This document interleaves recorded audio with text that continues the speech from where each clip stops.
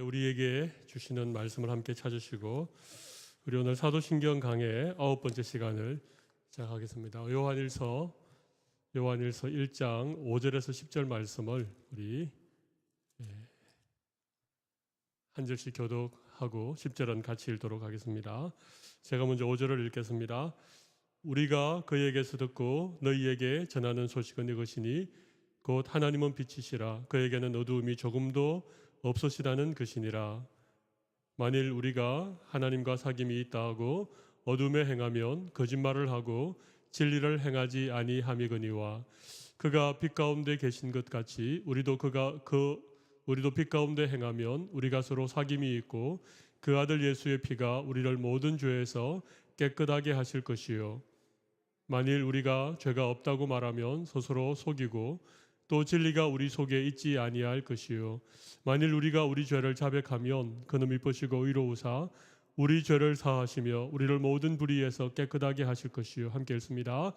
만일 우리가 범죄하지 아니하였다 하면 하나님을 거짓말하는 이로 만드는 것이니 또한 그의 말씀이 우리 속에 있지 아니하니라. 아멘.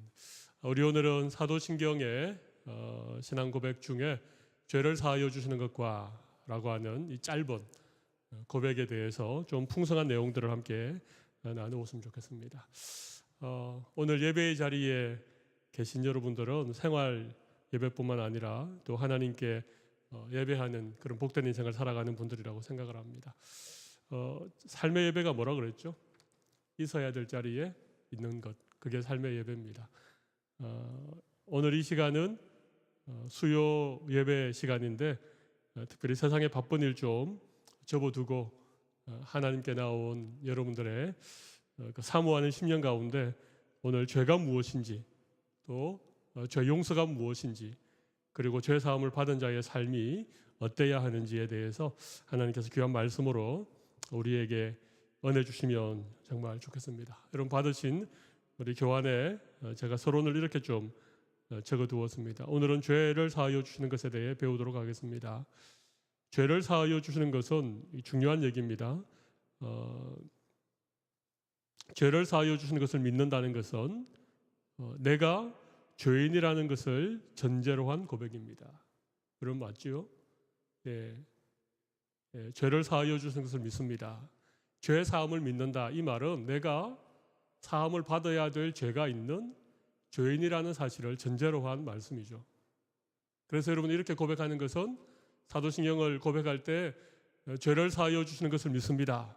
그렇게 여러분이 믿음으로 고백하는 것은 나는 죄인이지만 하나님께서 내 모든 죄를 사하여 주실 것을 믿습니다. 그런 고백을 하고 있는 것입니다. 나는 죄가 없는데 나는 죄인이 아닌데 나는 딱히 용서받아야 될 죄를 지은 기억이 별로 없는데 그래도 하나님 제 죄를 사하여 주시는 것을 믿습니다. 그렇게 고백하는 그런 고백이 아니라는 얘기입니다. 내가 죄인이라고 하는 것을 전제로 하고 하나님께서 용서해 주셔야 될 죄가 있다는 것을 전제로 한 고백이 바로 이 사도신경의 죄를 사하여 주시는 것을 믿습니다 라는 고백인 것이죠. 세상 사람들 특별히 윤리적으로 높은 도덕성을 가지고 사는 사람들 가운데 자신이 죄인이 아니다. 나는 죄인이 아니다. 그렇게 생각하는 분들이 간혹 계십니다.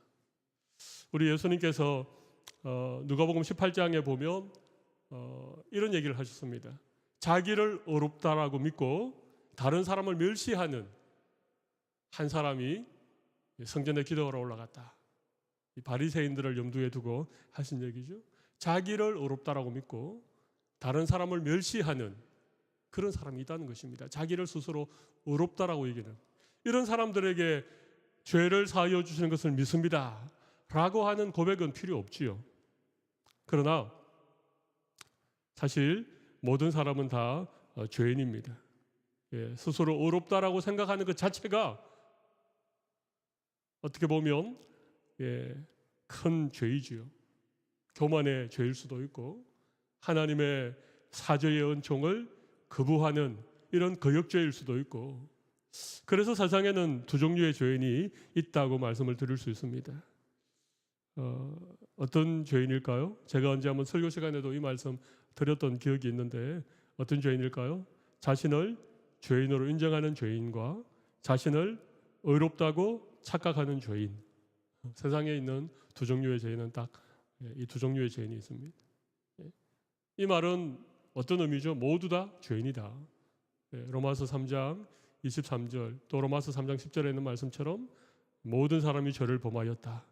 의인은 없나니 하나도 없다. 다 죄인이라고 하는 것입니다. 따라서 죄는 무엇인가? 그 뿌리는 무엇인지를 밝히는 것이 중요하지요. 다양한 죄의 현상과 죄책감이 주는 파괴적인 결과들도 오늘 좀 살펴보도록 하겠습니다. 그리고 죄사함이 무엇인지, 회개와 용서, 그리고 사함받은 자들의 이후의 삶에 대해서도 시간이 허락하는 한 다루어 보도록 하겠습니다.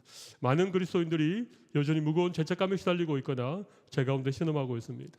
오늘 이 자리에 계신 분들 중에서도 죄책감에 억눌려 계신 분들이 혹 계신지 모르겠습니다.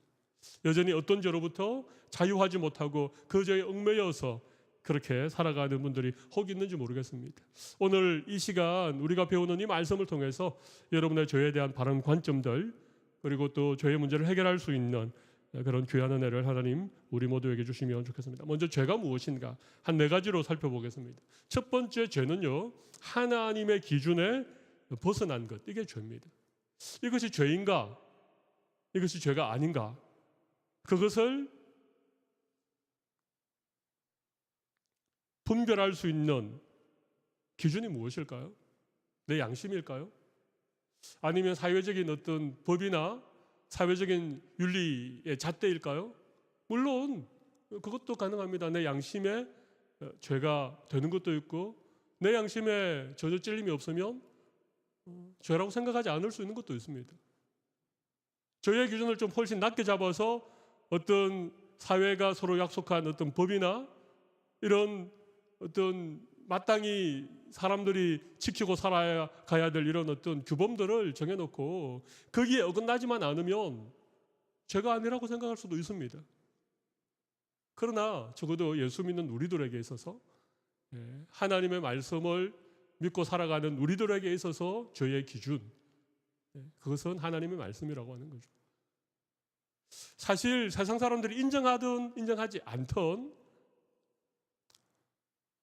세상 사람들의 죄의 기준 역시 뭐 법이나 도덕이나 윤리가 아닌 그들의 양심이 아닌 하나님의 기준이 죄의 기준입니다. 그런데 믿지 않는 사람들은 그것을 인정하지 않을 뿐입니다. 그들이 그토록 하나님의 말씀이 죄의 기준이라고 하는 사실을 그들이 평생토록 거부하고 평생토록 인정하지 않고 살다가 어느 날 그들의 인생이 끝나고 하나님 앞에 가서 서는 그 순간 너무나 안타깝게 그들 모두는 그들의 이 땅에서의 삶에 대한 판결을 그들의 양심에 기준한 것이 아닌, 그들이 세상에서 지켰던 세상의 법에 기준한 것이 아닌 하나님의 말씀의 기준을 가지고 그 사람들의 죄를 정죄하는 날이 오게 될 것이라고 하는 것이죠. 두려운 얘기죠. 죄의 기준은 하나님의 말씀입니다. 성경에서 말하는 죄는 범죄와 다르죠, 그죠? 영어로 sin이 있고 crime이 있습니다, 그죠? crime은 어떤 행위로 드러난 어떤 그런 것을 범죄라고 하죠. 그런데 죄는 훨씬 포괄적인 부분이 있습니다. 훨씬 범위가 넓습니다. 죄의 개념은 하나님은 창조주이시며 우리는 피조물이라고 하는 전제에서 시작하는 것입니다. 하나님의 법을 어기는 것이 죄이며 죄의 기준은 하나님의 말씀이 되는 것입니다. 죄에 해당하는 헬라어는 우리가 잘 아는 것처럼 하마르티아라고 하는 헬라어인데 이 단어의 의미는 관역을 빗나간 화살을 의미하는 것이죠. 하나님의 기준에 이르지 못하는 것. 화살을 쏘았는데 그것이 관역에 명중하지 않고 그 관역을 빗나간 것. 이게 하마르티아, 죄라고 하는 것입니다. 여러분, 하나님의 말씀의 기준에 의하면 하나님께서 우리에게 요구하시는 우리의 어떤 삶의 기준이 뭡니까?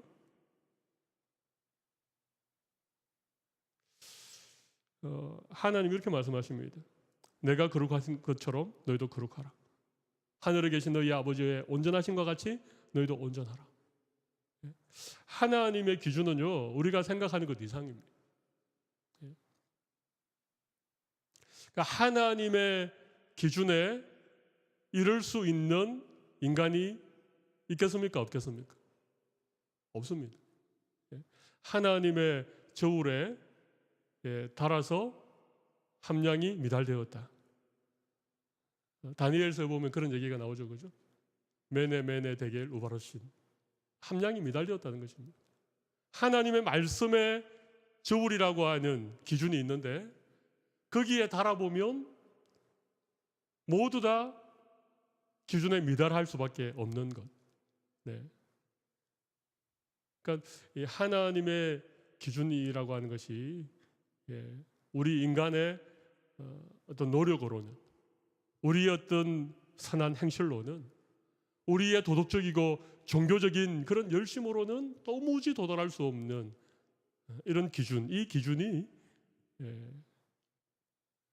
죄를 가늠하는 기준이 되는 것이죠. 그래서 우리는 모두 하나님의 말씀 앞에 우리의 죄를 보게 되고, 하나님의 말씀 앞에 우리는 두 손 들고 천부의 어지옵소서 손 들고 옵니다. 그렇게 할 수밖에 없는 것입니다.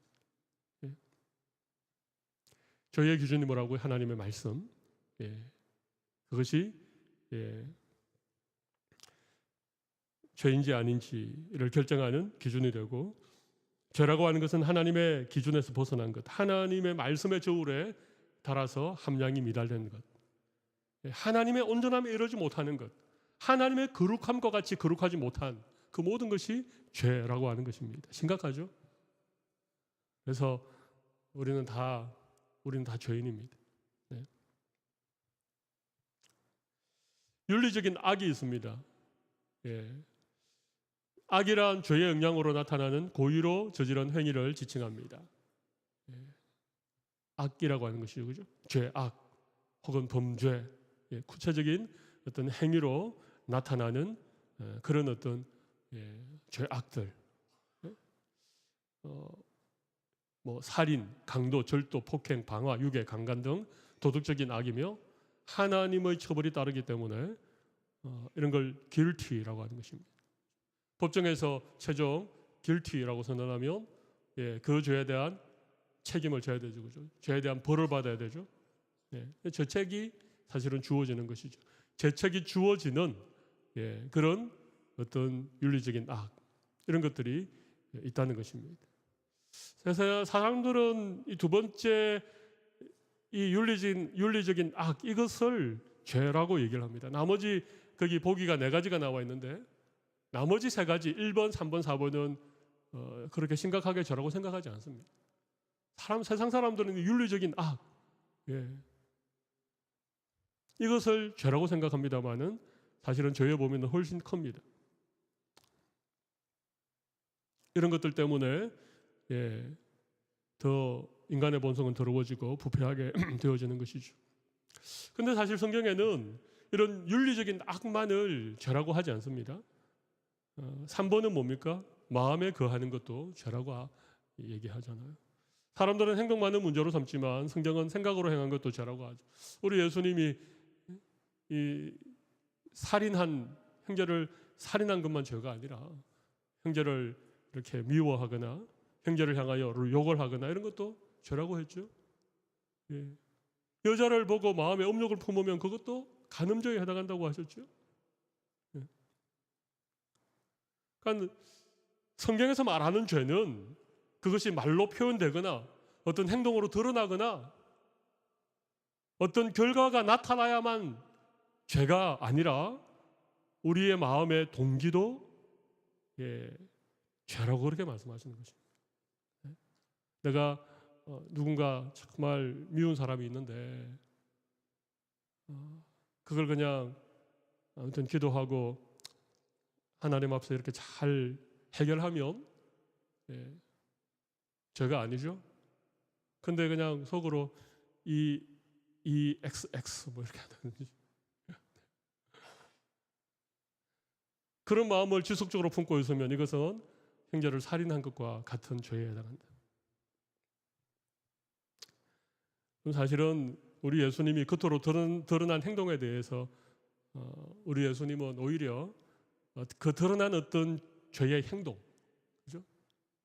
그 드러난 어떤 이런 부분에 대해서는 우리 예수님이 기회를 주셨습니다. 오히려 회개할 수 있는 기회도 주셨고, 그렇잖아요. 간음 현장에서 잡혀온 그 여인을 향해서 우리 예수님은 기회를 주셨죠. 예. 그렇게 돌을 들고 던지려고 비난하는 사람들을 향해서 죄 없는 사람이 먼저 돌로 쳐라. 그러니까 어린아이로부터 나이 많은 사람들에 이르기까지 다 돌을 버려두고 다 가버리고 여인 혼자 남았잖아요. 그때 우리 예수님께서 여인을 향해서 나도 너를 정죄하지 않는다.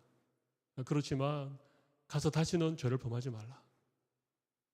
어쩌면 이 간음 현장에서 그의 죄가 완벽하게 드러났기 때문에 이 여인은 예수님 만나서 예수님으로부터 이렇게 용서의 은혜를 사죄의 은총을 입을 수 있었습니다.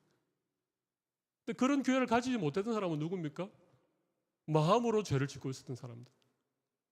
윤리적인 척, 도덕적인 척, 자기는 죄를 짓지 않는 의인인 것처럼 살아가지만 마음에 온갖 죄를 짓고 있었던 사람들은 그것이 드러나지 않았기 때문에 예수님께로부터 그 죄에 대해서 용서함을 받을 수 있는 기회를 갖지 못했습니다. 그 현장에 돌을 들고 있었던 수많은 사람들이 얼마나 마음으로 그 여인을 정죄하고 예수님을 시험하고 얼마나 악한 죄를 마음속에 많이 가지고 있었습니까?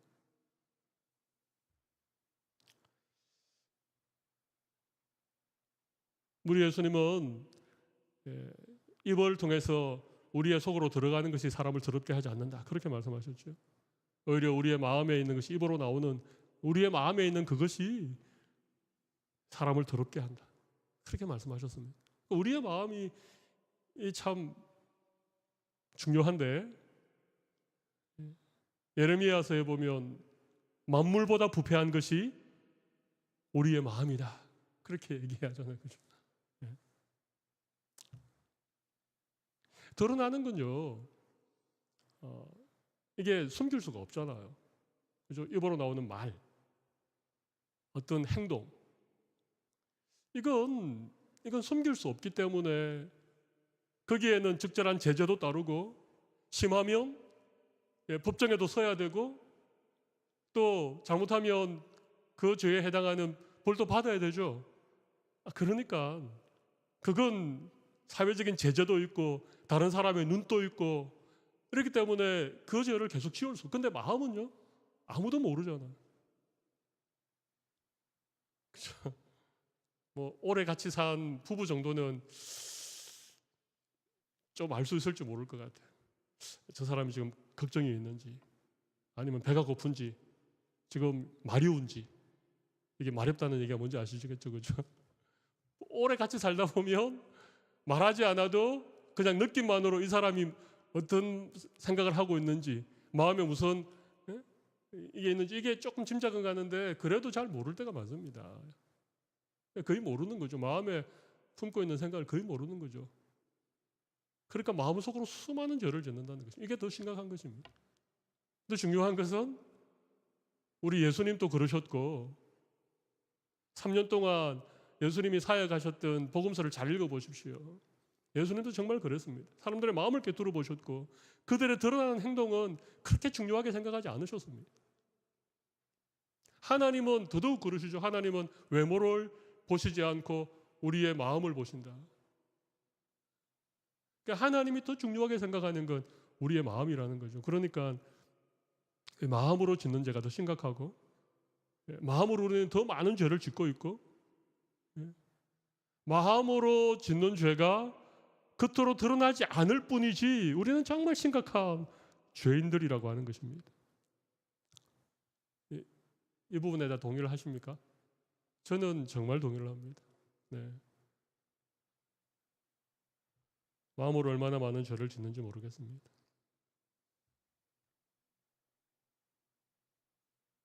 죄는 마음에 이 움츠리고 있다는 것입니다. 예. 사도 바울조차도 예? 오호라 나는 공고한 사람이로다. 이 사망의 몸에서 누가 나를 건져내라.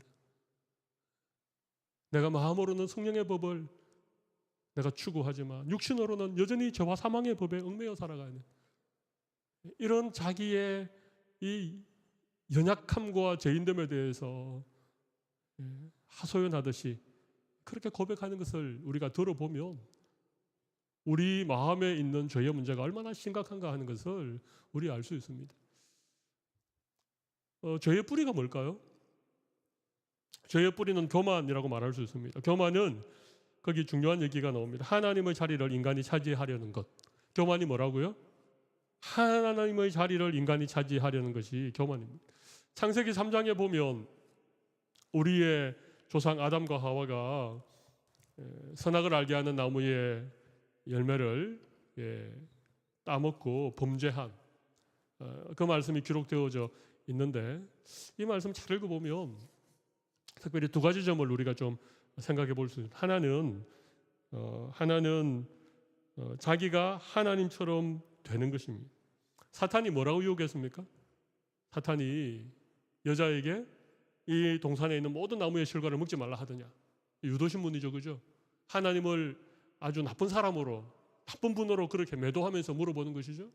사실 하나님 다 먹어도 괜찮은데 동산 중앙에 있는 생명나무 실과와 선악을 알게 하는 나무 실과는 먹지 말라. 그렇게 말씀하셨는데 사탄은 굉장히 부정적으로 물어보는 거예요. 하나님이 이 동산에 있는 나무를 다 먹지 말라더냐. 아무튼 그렇게 물어오는 사단에게 하와가 좀 부정확한 대답을 하죠, 그죠? 다 먹을 수 있는데 동산 중앙에 있는 나무의 열매는 먹지도 말고 만지지도 말라. 만지지 말라는 얘기는 안 하셨습니다, 그죠? 먹지 말라 그러셨던 거죠. 그리고 만지지도 말라. 너희가 죽을까 하노라. 죽을까가 아니죠. 정령 죽으리라 그렇게 말씀하셨죠. 그러니까 이 하와가 이 여자가 이런 틈을 보이자 사탄이 그 틈을 발견하고 계속해서 이 여자에게 이렇게 말합니다. 창세기 3장 4절 5절에 보면 이렇게 말하고 있습니다. 뱀이 여자에게 이르되 너희가 결코 죽지 아니하리라. 이건 거짓말입니다, 그죠? 근데 이건 완전 새빨간 거짓말은 아닙니다. 너희가 결코 죽지 아니하리라. 여러분 사탄이 우리를 유혹할 때 절대 새빨간 거짓말로 우리에게 유혹하는 법은 거의 없습니다. 왜냐하면 우리가 분별력을 가졌으니까. 우리도 말씀 꽤나 들었고 우리도 신앙생활 한 지 오래되니까 이 새빨간 거짓말은 들어보면 우리가 압니다. 근데 약간 긴가민가한 거 있잖아요. 사탄이 잘 보십시오. 결코 죽지 않으리라. 이 말은요. 반은 거짓말이고 반은 약간 이 사실이기도 합니다. 왜냐하면 하나님 정령 죽으리라고 했는데 이 선악을 알게 하는 나무의 열매를 먹고 나서 죽었습니까? 안 죽었습니까? 당장은 안 죽었죠. 물론 죽음에는 영적인 죽음이 있기 때문에 그들이 하나님을 두려워 하나님의 낯을 피한 것은 하나님과의 분리이고 이것을 영적 죽음이라고 말할 수 있지만 결국 아담과 하와가 죽은 것은 한참 뒤에 죽었습니다. 거의 900년 이상 살다가 900살이 다 되어서 죽었습니다. 그러니까 여기 죽지 않겠다 이 말에는요. 교묘한 거짓이 섞여 있는 것입니다. 이걸 우리가 잘 분별해야 돼요. 뿐만 아닙니다. 또 이렇게 얘기합니다. 5절 말씀 보면 너희가 그것을 먹는 날에는 너희 눈이 밝아져 하나님과 같이 되어 선악을 알 줄 하나님이 아심이니라. 여러분 이 말은 어떻습니까? 다시 제가 읽어볼까요?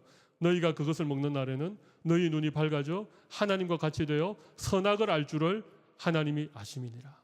이것도 절반은 사실이고 절반은 거짓입니다. 진짜 눈이 밝아졌습니다. 그죠?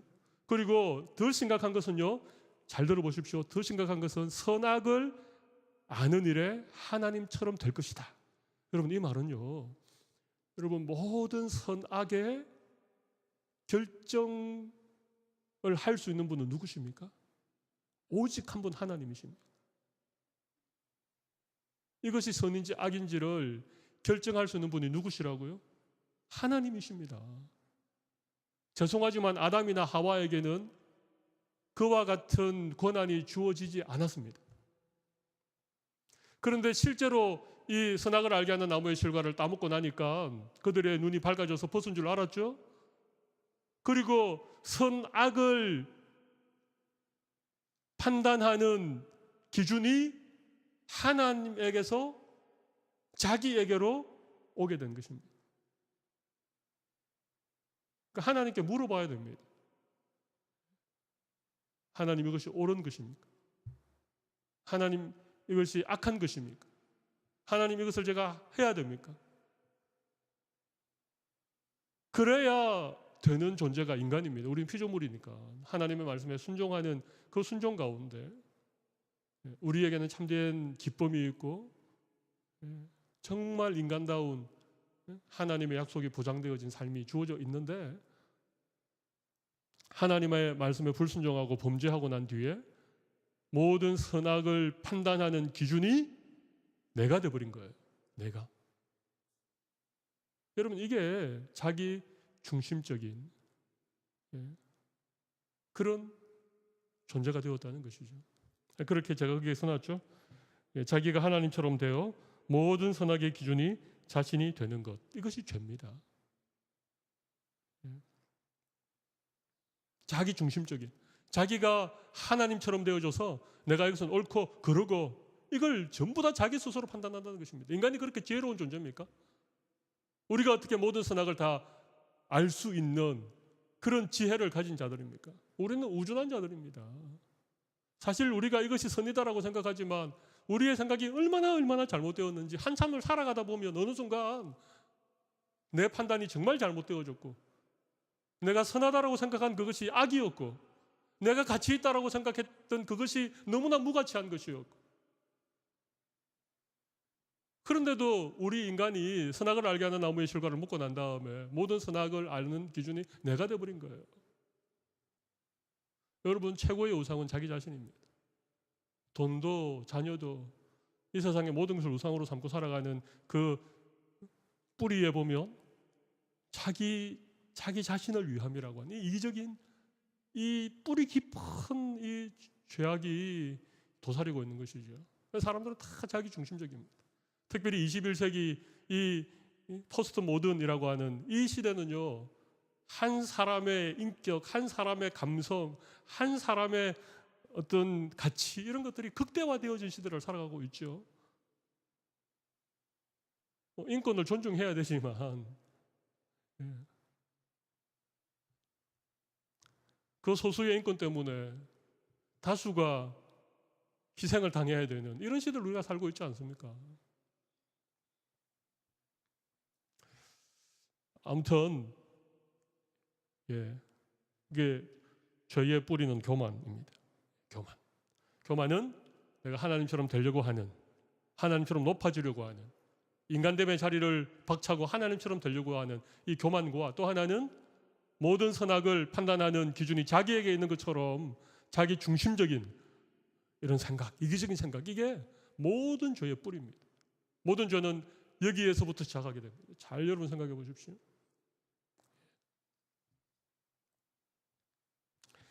자, 죄의 결과는요, 영적 육적 죽음을 가져옵니다. 하나님과의 분리되는 영적인 죽음이죠. 그죠? 예. 육적인 죽음은요, 우리 육신으로부터 영혼이 분리되어지는, 이게 육신의 죽음이죠. 그리고 죄의 문제가 해결되지 않으면 영원히 하나님으로부터 분리되어지는 마지막 심판, 지옥의 형벌까지 죄로 말미암아 이런 분리라고 하는 죽음을 찾아왔다는 것입니다. 그리고 또 한 가지는 하나님과의 친밀한 사랑의 관계가 파괴되어졌습니다. 창세기 3장에 이 뱀의 유혹을 받아서 선악을 알게 하는 나무의 실과를 먹고 자기와 함께 있는 아담에게도 주고 그도 먹고 난 뒤에 어떻게 되었습니까? 하나님의 낯을 피하여 동산나무 사이에 숨었던 것이죠. 하나님과의 친밀한 사랑의 관계가 파괴되어 버린 것입니다. 하나님의 얼굴을 피하여 동산나무 사이에 숨었다. 이 정말 심각한 것이죠. 이 단절은 결국 부부의 단절, 아담과 하와가 서로 핑계대면서 죄를 증거하고 있는, 그리고 자녀들이었던 가인과 아벨의 이런 어떤 단절, 인류 역사에 끊임없는 불화와 파괴를 가져오는 그런 결과를 낳았다는 것이죠. 한 페이지 넘겨보겠습니다. 두 번째는 부정적인 감정의 지배를 받게 되어졌다는 것입니다. 눈이 밝아져 자기들의 벗은 몸을 보고 무화과 나무 잎을 엮어 치마를 하였다는 것입니다. 부정적인 감정이 지배한 것입니다. 범죄하기 전에는 그들이 벌거벗었으나 부끄러워하지 않았는데, 그들이 범죄하고 난 다음에 그들이 벗은 것을 보고 이 무화과 나무로 치마를 만들어 입었다는 게 뭡니까? 부끄러운 것을 가렸다는 것입니다. 이런 어떤 수치의 감정, 이런 어떤 부끄러움, 이런 것들이 결국 부정적인 어떤 감정의 지배를 받는 그런 존재로 타락해버린 것이죠. 죄는 인간을 타인과 비교하고 자신을 부정적인 시각으로 바라보게 하여 자존감을 상실하게 하였다는 것입니다. 죄가 인간을 타인과 비교하게 만들고 자신을 부정적인 시각으로 바라보게 하여서 자기 자신을 너무나 형편없는 그런 존재로 자존감을 상실하게 만들었다는 것입니다. 미움, 다툼, 시기, 질투, 욕구, 교만, 분노 등의 부정적인 감정으로 삶의 기쁨과 만족과 감사와 평안이 빼앗겨버린 것입니다. 여러분, 제가 지난 주일날 있어야 될 것이 그 자리에 있어야 된다, 그렇게 말씀드렸죠. 우리의 마음에 있어야 될 게 뭡니까? 기쁨, 그죠? 감사, 평안, 참된 만족, 이런 게 있어야 되는데 마음에 시기, 질투, 부끄러움, 불안, 두려움, 이런 것들이 마음속에 자리 잡고 있는 게 이게 죄 때문에 그렇다는 것입니다. 네 번째로는 두려움 속에 살게 되었다는 것입니다. 아담을 부르는 하나님의 음성을 듣고 아담이 이렇게 얘기하죠. 내가 벗었으므로 두려워하여 숨었습니다. 이 두려움이라고 하는 이 감정이 여기 처음 나타나는 것이죠. 원래 아담과 하와는 범죄하기 전에는 두려움이라고 하는 그런 감정을 가지지 않았습니다. 범죄하고 나니까 두려움이 찾아왔죠. 하나님을 잃어버렸기에 세상의 모든 것이 두려움의 대상이 되었다는 것입니다. 그래서 사람들이 그 두려움 때문에 돌도 숨기고 큰 고목도 숨기고 해와 달과 별들을 숨기는 것이죠. 두려움, 하나님을 두려워하는 이 거룩한 두려움, 경외라는 측면의 두려움도 있지만 여기 말하는 것은 그런 의미의 두려움은 아니죠, 그죠? 예, 그런 어떤 두려움은 명백한 죄라고 하는 것이죠. 혹시 여러분의 마음에 두려움이 있으십니까? 예. 삶이 고통스러워졌다는 것입니다. 아담은 평생토록 얼굴에 땀을 흘려야 되어졌고, 또 하와는 잉태하는 고통이 크게 더하여졌고, 그래서 결국 인생이 고통의 연속이 되어지는, 그리고 결국은 낙원을 잃어버리는, 우리는 다 신락원에서 살고 있죠, 그죠? 예. 낙원을 잃어버리는 이 세상에 살고 있는 거예요. 그래서 이 세상의 고통과 두려움과 이런 부정적인 그런 수많은 것들로부터 우리는 지배를 당하는, 이게 죄의 결과라고 하는 것입니다. 우리가 죄의 문제를 정확하게 해결하지 않으면 이런 죄의 영향력 아래 살아갈 수밖에 없다는 것입니다. 자, 그 밑에 있는 건 참고로 해 주십시오. 다 하면 너무 길어지니까. 비슷한 얘기를 제가 성경 구절을 참고로 해서 조금 더 정리를 해둔 것이니까. 네. 자, 그 다음에 이제 이런 심각한 죄의 결과 아래 우리가 살아가고 있는데 어떻게 죄의 문제를 해결할 수 있을 것인가?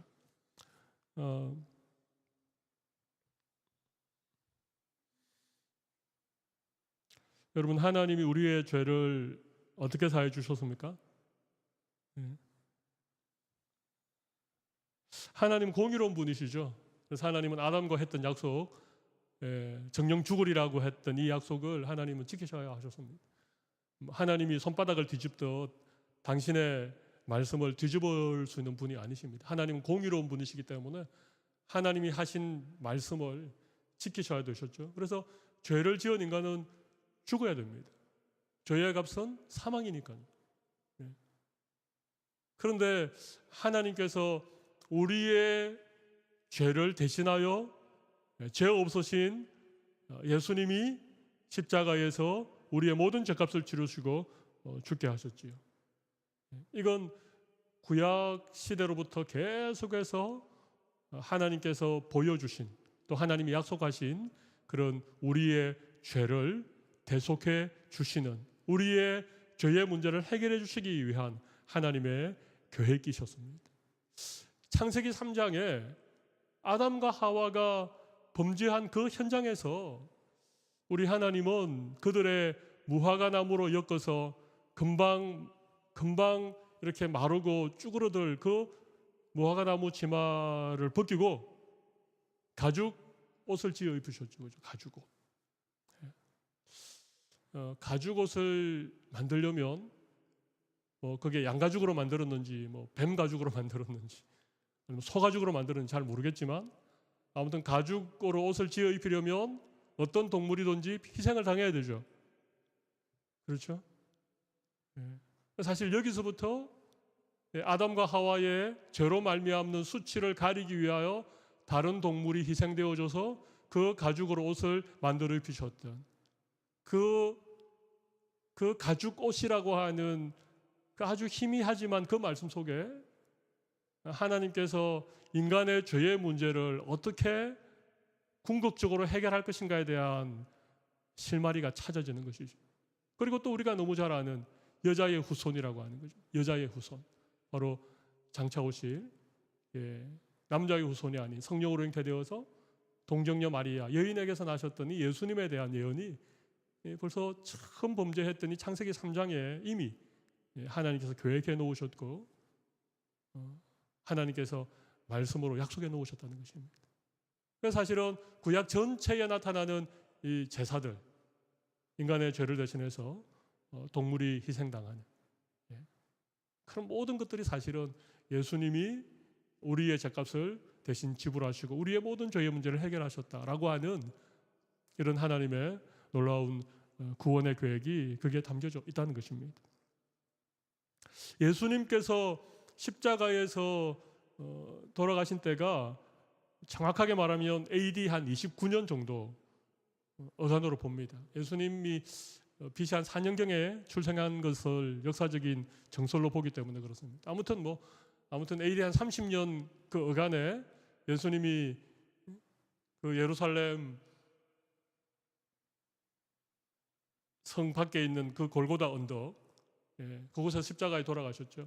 여러분, 예수님이 십자가에 돌아가신 이 사건은 거기 보시면 모든 인류의 과거의 죄, 그리고 모든 인류가 현재 짓고 있는 현재의 죄, 그리고 모든 사람들이 장차 지을 미래의 모든 죄까지, 그러니까 과거와 현재와 미래의 모든 죄에 대한 죄값을 지불하신 것입니다. 하나님께서 아브라함을 구원하신 구원의 근거가 무엇일까요? 하나님 말씀 순종해서 갈대아 우르를 떠나고 가나안 땅에 들어갔기 때문이겠습니까? 그의 아들 독자 이삭을 제물로 바쳤기 때문이겠습니까? 물론 하나님은 그가 아브라함이 나를 믿으니 그것을 의로 여기셨다 그렇게 말씀하기도 하셨습니다마는 하나님이 아브라함을 의롭다라고 그렇게 말씀하시고 아브라함에게 하나님의 백성이 되고 구원할 수 있게 하신 근거는요, 아브라함으로부터 거의 2000년 이후에 나 이 땅에 오셨던 예수님의 그 십자가의 보혈의 공로로 아브라함의 죄를 사하시고 구원하신 거예요. 다윗도 마찬가지입니다. 구약을 살았던 예수님 이전에 모든 사람들의 구원도 결국은 하나님은 예수 그리스도의 십자가에서 흘리신 보혈에 근거해서 그 보혈이 우리의 모든 죄를 깨끗하게 씻어주셨기 때문에 구원해 주신 겁니다. 지금도 마찬가지입니다. 우리의 과거에 지은 죄, 지금 내가 짓고 있는 죄, 또 내가 회개하고 또 용서함을 받아도 또 미래에 지을 모든 죄에 대한 그 죄값을 누가 치르셨다고? 예수님이 치르셨다는 것입니다. 그게 십자가의 대속의 그런 은혜입니다. 죄를 사하여 주신다는 것은 이런 의미입니다. 과거와 현재와 미래 모든 죄에서부터 우리를 완전하게 자유케 하셨다는 거예요. 우리의 모든 죄값을 이미 치루어 주셨다. 이게 죄를 사하여 주시는 것을 믿습니다라고 하는 우리 믿음의 고백 속에 담겨 있는 구체적인 내용인 것입니다. 여러분의 죄는 이미 값을 치루었고 여러분의 모든 죄는 이미 용서를 받았습니다. 이걸 믿으시는 이 밤이 되시기를 바랍니다. 이게 너무 중요한 것입니다. 그래야만이 내가 더 이상 죄의 종로로 타지 않는, 내가 잠깐의 실수로 또 나의 어떤 이 육체의 욕심을 따라 내가 또 죄를 짓고 또 넘어질 수 있지만 이미 예수님의 십자가로 우리의 모든 죄값을 대신 치르셨고 우리를 완전하게 용서하셨다라고 하는 이 죄 용서의 하나님의 은혜를 우리가 믿을 때에 우리는 더 이상 죄의 종로로 타지 않는다니까요.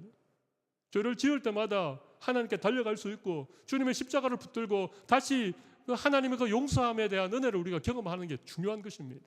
죄를 안 지으면 좋겠죠. 근데 우리가 죄를 안 지을 수 있습니까? 구속받아 하나님의 자녀가 되고 우리가 의롭다 하는 칭의를 받아도 우리가 죄를 안 지을 수 있습니까? 불가능합니다. 죄를 지을 수 있습니다. 근데 우리가 만약 죄를 짓고 그 죄에 대한 용서에 대한 우리의 믿음이 없으면 우리는 그 죄로 인한 죄책감이 우리 시달리게 되는 거예요. 아담과 하와가 그랬던 것처럼 하나님을 두려워하게 되고 본인을 수치스러워하게 되고 하나님의 낯을 피하게 되고 그럼 점점 죄의 그 어두운 터널 속으로 우리는 계속 숨어들게 되는 것입니다. 점점 죄가 더 강력하게 우리를 영향력을 행사하고 우리는 죄에 붙들릴 수밖에 없는 것이죠.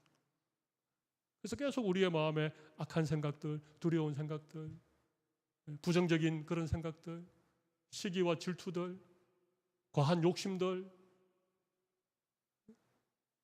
이런 것들이 계속 우리를 지배하는데 우리는 무기력하게 그런 죄에 끌려가는 인생을 살아가게 되는 것이죠. 여러분,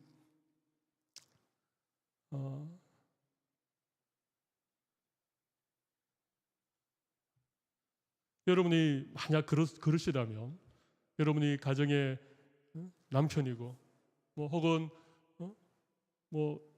교회 구역장이고 혹은 교회 장로고 목사고 권사고 어떻게 보면 나 한 사람이 믿음으로 잘 서 있는 것이 공동체를 위해서 정말 중요한 어떤 자리에 있는 어떤 한 사람을 사탄이 교묘하게 유혹하고 죄짓게 하고 그 죄 아래 우리를 묶어둔다면 이건 하나님 나라로 보면 상당히 손해가 나는 일이죠.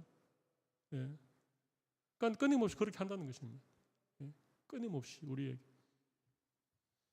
목사가 타켓 1번이라고 저는 생각합니다. 그 다음에 우리 장로님들 계실 거고 우리 권사님들 계실 거고 구역장님들 계실 거고 그죠? 주일학교 선생님 계실 거고 빨리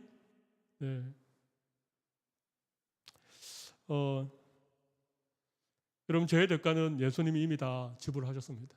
완벽하게 지불하셨습니다.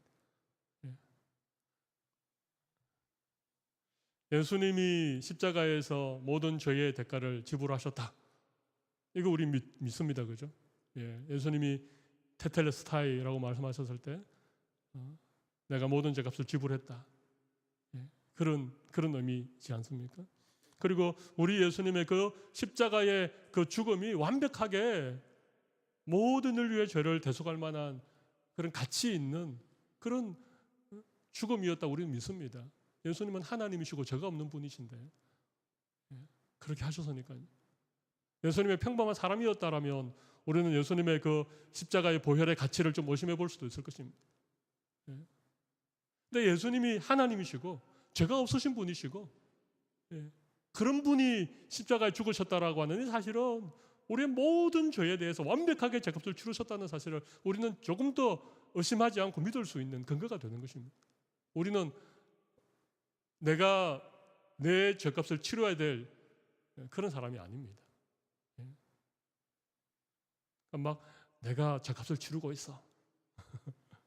지금 내가 지은 죄 때문에 내가 지금 이렇게 고생하는 거야. 우리 조상 때로부터 이어져 내려오는 가계에 흐르는 저주, 그 가계에 흐르는 그 죄값을 지금 내가 치르고 있는 거야. 여러분, 이건 전부 다 비성경적이고 비신앙적이고 예수님의 십자가를 극도로 모독하는 아주 잘못되어진 얘기입니다. 그렇지 않습니다.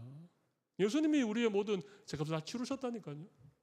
그러면 왜 우리가 고통당합니까?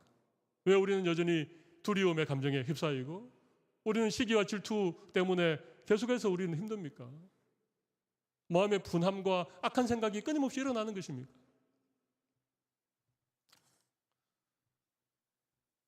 우리는 어렵다 함을 받았지만 우리는 지금 성화의 과정에 있는 것이죠. 그죠? 우리가 육신을 입고 이 땅에 살아가고 있는 것이죠. 장차 우리가 하나님 나라에 가겠지만 우리가 다음 수요일에 이제 몸이 다시 사는 것과 영원히 사는 것에 대해서 하겠지만 그 전까지는 우리가 이 땅에 살아가고 있기 때문에 우리에게 그런 여전히 죄성이 남아있고 저희 영향력 아래 우리가 살아갈 수 있습니다. 그때마다 우리는 과감하게 예수님의 십자가에 설리신 보혈의 능력을 힘입어 우리 죄로부터 우리가 다시 좀 자유하게 되어야 되는 거예요. 여러분, 죄책감과 길티라고 하는 죄책감과 죄의식, 그건 다른 것입니다. 하나님은 우리에게 죄의식을 남겨두셨습니다. 특별히 우리 안에 거룩한 영이신 성령의 계심으로 우리가 범죄할 때마다 우리가 죄의식을 느끼도록 그렇게 하셨습니다. 믿음이 좋아지면 우리의 양심이 더 깨끗해지면 질수록 우리가 말씀을 더 많이 알고 하나님께 가까이 가면 갈수록 우리는 훨씬 죄의식이 많이 생기게 됩니다. 예전에는 죄 아니라고 생각했던 것도 정말 이게 내가 죄구나, 이걸 깨닫게 되어집니다. 이 죄의식입니다. 그런데 죄책감은 다른 것입니다. 죄책감은 하나님 주시는 것이 아니라 사탄이 주는 것입니다. 죄책감은요, 내가 지은 죄 때문에 내가 괴로워하는 것입니다. 그 죄 때문에 막 마음이 상하고 영혼이 상하고 그 막 죄책감에 시달려가지고 입맛이 없고 의욕이 상실되어지고 이게 죄책감이죠. 그럼 죄책감은 우리가 짊어질 이유가 전혀 없습니다. 예수님이 우리의 모든 죄를 지시고 십자가에 죽으셨기 때문에 그렇습니다. 그러나 죄의식은 있어야 됩니다. 내가 죄인이라고 하는 의식, 이것이 죄라고 하는 의식, 그래서 빨리 회개해야 되겠다라고 하는 이런 마음. 나는 정말 예수님의 십자가가 한시도 없으면 내가 살아갈 수 없구나. 십자가를 더 굳게 붙드는 이런 마음, 이런 것들은 우리에게 있어야 되죠. 그러니까 죄책감과 죄의식은 다른 것입니다. 이 두 가지를 혼동하시면 안 됩니다. 죄책감에 시달리는 분들이 많으시잖아요. 우리가 간혹 이런 어떤 죄로 말미암는 이런 어떤 우리의 마음의 아픔, 또 마치 어떤 내가 저의 형벌을 받는 것 같은 이런 어떤 하나님의 징계, 이런 것들이 간혹 우리에게 있을 수 있는데 그것은 하나님이 우리로 하여금 죄로부터 빨리 구원받고 그 죄로부터 자유할 수 있도록 우리에게 깨닫게 하기 위해서 그렇게 마치 자녀를 사랑하는 부모가 자녀가 잘못되지 않도록 때로는 훈계하고 훈계도 듣지 않으면 때로는 매를 때리기까지 하면서까지 그렇게 하는 것이죠. 그건 죄에 대한 형벌이 아닙니다.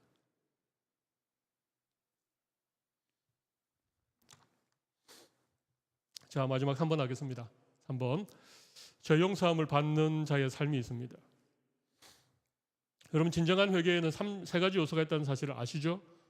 지, 정, 의.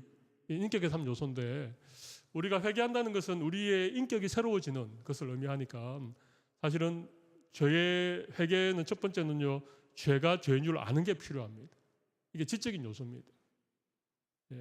죄가 죄인 줄 알아야 된다는 것입니다. 두려움은 죄지요? 시기 질투 죄지요? 과다한 욕심 죄입니다. 그러니까 이게 죄를 알아야 되는데 여러분, 죄를 알려면 죄에 대한 기준이 뭐라고 그랬습니까? 하나님의 말씀이죠. 그러니까 말씀을 통해서 내 죄를 보는 것. 이게 너무 중요한 것이죠. 예. 근데 이게 없으면 어떻게 되는가 하면 자기를 어렵다라고 여기고 다른 사람을 멸시하는 그런 사람이 되어버리는 것이죠. 예. 예, 지적인 요소가 필요합니다. 정서적인 요소. 이건 뉘우치는 것이죠. 죄를 아파하고 예? 죄 때문에 눈물 흘리고 가슴 치면서 이게 정적인 요소입니다. 예. 회개할 때 회자가 뉘우칠 회자입니다. 그죠? 그래서 이 정적인 부분이 필요한 것이죠. 그 다음에 의지적인 요소는요. 고칠 개자 아닙니까? 이건 돌아서는 것을 말합니다. 그 죄로부터 완전히 돌아서는 것. 예. 결단하고 다시는 죄를 짓지 않는 이것이 의지적인 요소입니다. 그래서 회개는 세 가지 요소가 있습니다. 죄를 깨닫는 것, 다음에 죄를 뉘우치는 것, 또 죄를 개선하는 것, 고치는 것. 그래서 지정의 우리 한글에 회개라고 하는 게 참 좋은 용어인 것 같습니다. 회개, 뉘우치고 고친다. 뉘우치고 고친다. 그 전에 죄를 죄로 아는 것, 이게 중요하죠.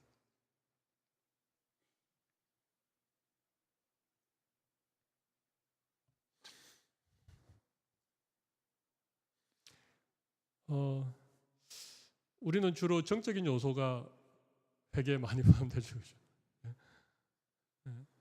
사사기 2장에 보면 보김이라고 하는 곳에서 이스라엘 자손들이 막 대성통곡을 합니다. 네.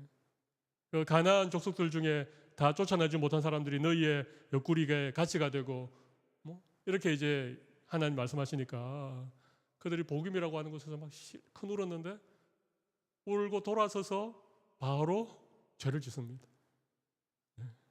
이건 진정한 회개가 아닙니다.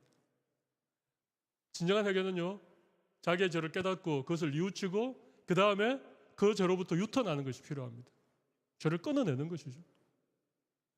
내가 다시 죄를 지을는지는 모르겠지만 그럼 내가 결단하고 그 죄에서 완벽하게 돌아서는 것. 이런 결단들이 늘 필요합니다.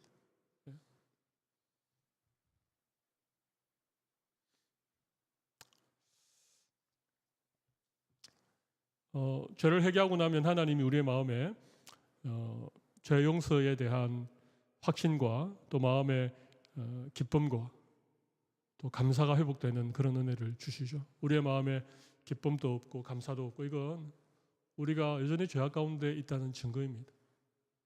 왠지 모르는 불안함, 여전히 어떤 누군가에 대한 미움, 또 뭐 아무튼 세상에 대한 끊쳐내지 않는 욕심 이런 것들이 계속 우리에게 있다면 이건 여전히 우리가 회개하지 않는 그 죄의 영향력이 우리를 붙들고 있다는 얘기입니다. 그런 부분들을 회개하는 게 필요합니다. 그다음 또 중요한 게 마지막 한 가지만 더 하고 말씀 마치겠습니다. 맨 마지막에는 뭐죠? 다른 사람의 죄를 용서해야 된다는 것입니다. 주기도문에 우리가 우리에게 죄 지은 자를 사하여 준 것 같이 우리 죄를 사하여 주옵시고 진정한 회개를 경험한 사람의 특징 가운데 하나는 나에게 죄 지은 자를 용서한다는 것입니다. 1만 달란트 탕감받은 자, 우리 예수님께서 그런 비유를 하셨죠. 그죠?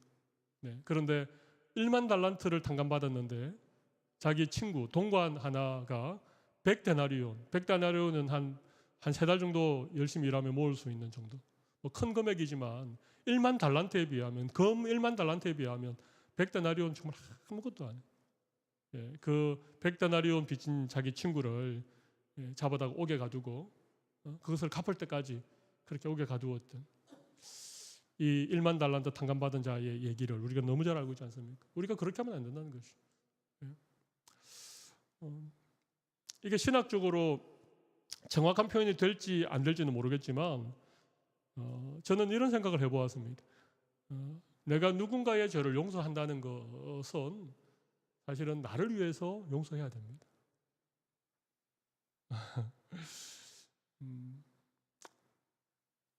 그 사람이 나에게 지은 죄에 대해서 내가 그것을 계속 내 마음에 기억하고 곱씹고 계속해서 그걸 묵상하면 그 사람이 지은 죄가 내 안에서 계속 나를 계속해서 죄의 영향력 아래 묶어두는 것이 되죠. 내가 지은 죄가 아닌데 다른 사람이 지은 죄를 내가 용서해 주지 않고 내 마음에 계속 그 사람이 나에게 했던 것을 기억하고 그것 때문에 막 그러면 비록 내가 지은 죄는 아니라고 하지만 그 사람의 죄가 내 안에서 계속해서 나를 지배하면서 내 기쁨도 빼앗고 그죠? 내 마음의 감사도 빼앗고 똑같은 거예요. 내가 지은 죄뿐만 아니라 내가 용서하지 못한 다른 사람의 죄가 내 안에 여전히 있으면 그 죄가 나에게 계속 영향을 미치는 거예요.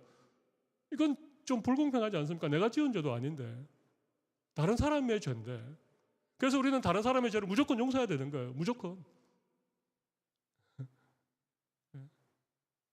뭐 그 사람이 하나님 앞에 뭐 본인이 그 죄의 문제를 해결하든 용서받든 어떻게 되든 그건 그 다음의 문제고 일단은 내 마음에 다른 사람의 어떤 지은 죄를 용서하지 못해서 내 마음속에 그것을 계속 내 마음에 가지고 있으면요 내 인생이 너무 괴로워지는 거예요. 제 말이 이해가 되십니까? 이해가 되시죠? 그죠? 그래서 용서해야 됩니다. 다른 사람의 죄를 용서하는 것이 죄로부터 우리가 자유할 수 있는 굉장히 중요한 부분이 되는 것이죠. 우리가 그렇게 못할 때가 참 많다는 것입니다.